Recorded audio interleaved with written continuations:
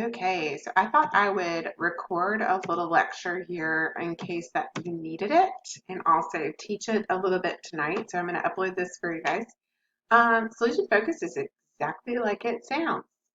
It's focused on solving the problem instead of what caused the problem. Very different from, say, EMDR. So I'm very focused on the solution, but I'm also very focused on the core issue and what caused it. This is not that at all. This is completely focused on solving the problem. You're not going way back to see what the root of it is. You're constantly moving from that problem talk to solution talk. The premise, again, like we talked about last week, is that the clients already have enough resolve and enough, and they possess what they already possess what they need in order to make changes to solve the problem. And it is our task to help them use what they have to construct a new narrative, a new knowledge for themselves. Here are the techniques that we'll be looking for in your tape. So these are the different things that I'll be looking for that you have practiced, and we'll practice tonight in class. The preferred question, I'm sorry, the preferred feature, miracle question, exception question, scaling question, complements, and coping questions. Let's do this case with Courtney. She's a 22-year-old white female, heterosexual with anger issues. She is 45-year-old unemployed mother of two who says she has problems controlling her temper. Tempers cost her jobs as well as damage relationships with friends and family. Courtney says that when she becomes angry, she snaps and the things in her mind just come out. Courtney worries that her continued anger issues will cause each of her loved ones to leave her. This wants to ask for that. Little interruption from my child there. I apologize. But Courtney's worried about her anger. She's worried that anger issues will cause each of her loved ones to leave her. She believes that when her children turn 18, they will leave as well due to her anger. So first, we want to identify the client's issue and the problem talk. So she has difficulty controlling her anger. Her anger has prevented her from maintaining jobs. So this is how you're writing your treatment plan, right? This is what you're identifying the problem. Her anger has damaged family and friends. She's a poor academic. Her poor academic performance will prevent her from graduating. And she may end up by herself due to her anger. Courtney reports she would like to be a person who can control. This is her preferred future. How would she like to be, right? What is her preferred future? How do you do that? Reports that she would like to be a person who can control her anger and maintain relationships with family, friends, and associates. The miracle question. So Courtney, let's say tonight you go to sleep and you wake up and a miracle has happened and you no longer have the issue. What would your life look like? And Courtney tells you she's not going to snap on people anymore. She's able to talk calmly. So she's basically able to cope better, and her window of tolerance in life is going to be far better and a job that she can maintain. How do we set solution-focused goals? So the counselor says this. So I'm hearing you say that, say you would not have anger issues and you would not snap on people when you have a disagreement. Also, you'd be able to maintain relationships with those who are close to you. Now, when you say your anger concerns you, tell me more. Wait. And then you would say, let's say something, say someone says something to you that you don't like, scale of 1 to 10, where would you say your anger level goes?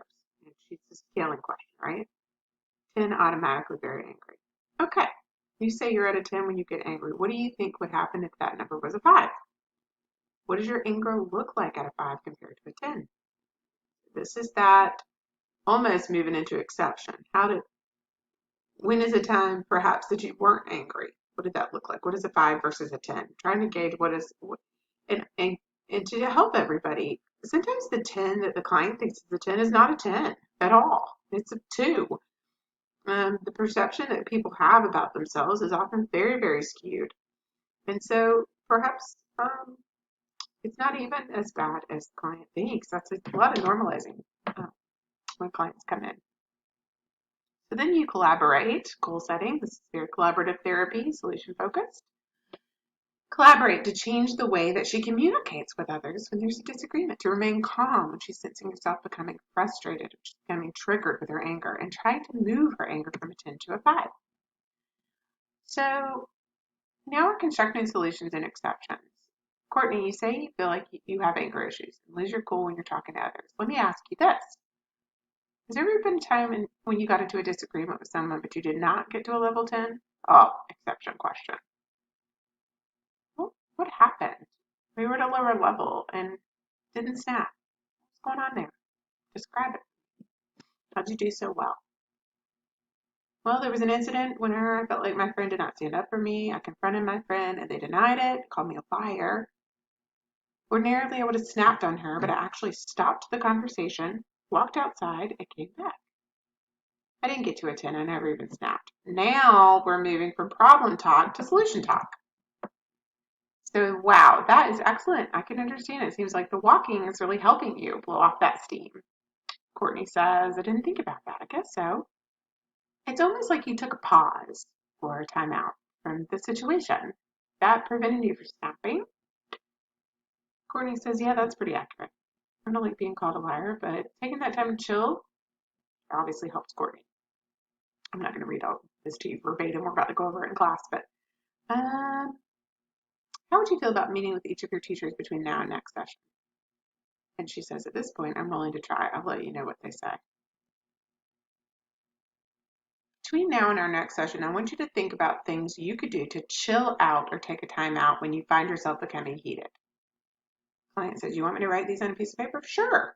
You could just reflect on them. It's very client driven. In your next session, we'll discuss these. I want you to consider what works best for you. You mentioned walking outside, but there's a lot of things people do physically and mentally when they are taking a time out. The case of John, single father, trying to raise his son. We're going to do this in class tonight. So he is a father of a 16-year-old. He describes it as unruly. John feels like he's a loser because he does not feel adequate as a father, etc. So we're going to identify the issue and the problem talk. He's a loser, child's unruly, child doesn't obey, child is falling behind, and feels like it's going to be a disappointment. Going to be a disappointment like me.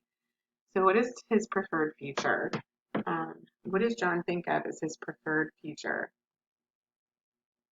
And the preferred future is really what do they want to accomplish by coming to therapy? What is the ideal future for them? What is the goal? What are the goals that they see for themselves? And you're very egalitarian, very goals unique to that client, constructed to help them have a richer future. So there's a lot of you following the client and making sure that you are building that rapport and exploring everything that the client has and what they bring into the session. We are tasked with achieving this egalitarian, comfortable relationship to encourage clients to feel safe to explore different solutions to their problems. And the miracle question.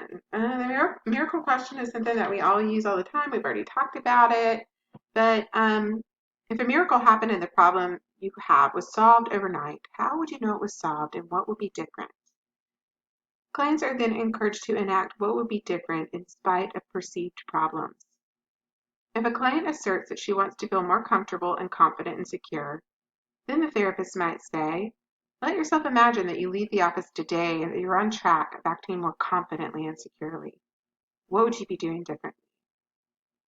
This process of considering hypothetical solutions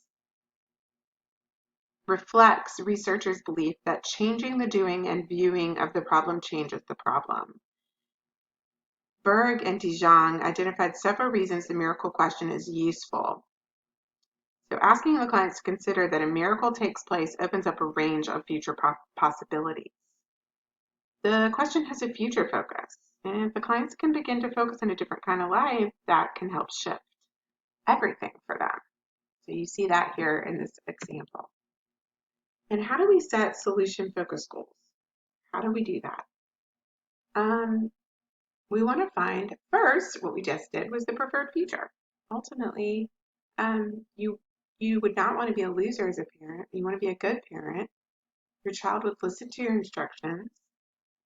This would lead to your child doing better in school. let's go back to you saying you're a loser parent. Tell me more about that. How much of a loser do you feel like you are? How much of a bad parent? And then you kind of get through those scalings to see what are those scaling questions. So you guys kind of see where you're doing.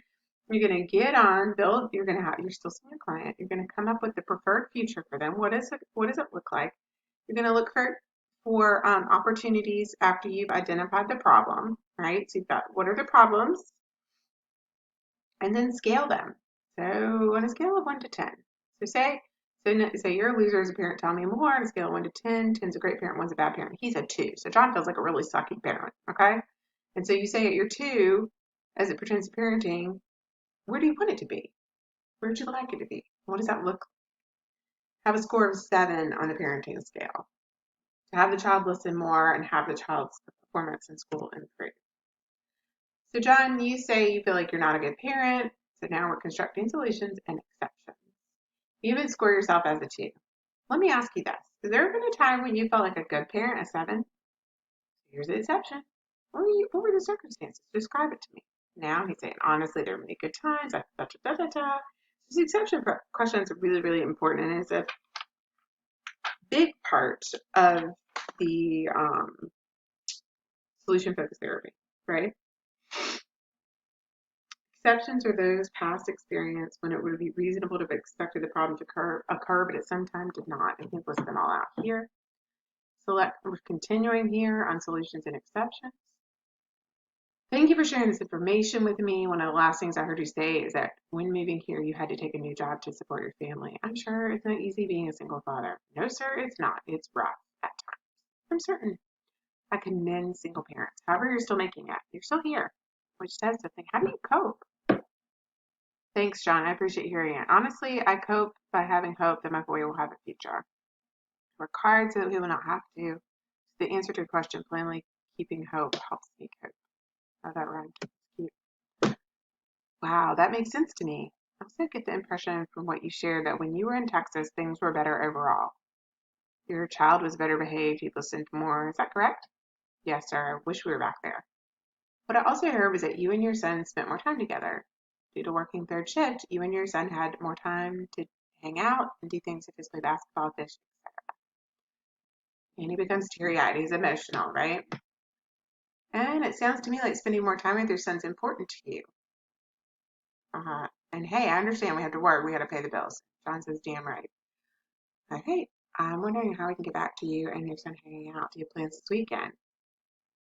Actually, I don't work on Saturday or Sunday. Maybe you could go fishing, da da da da da. Teens are going to be teens, but I wonder if you gave it a shot just to see what happens, and let's see what happens for next time. Cool, man. The end. Ooh, 13-minute video. We're going to do this in class tonight too, but just in case you needed it.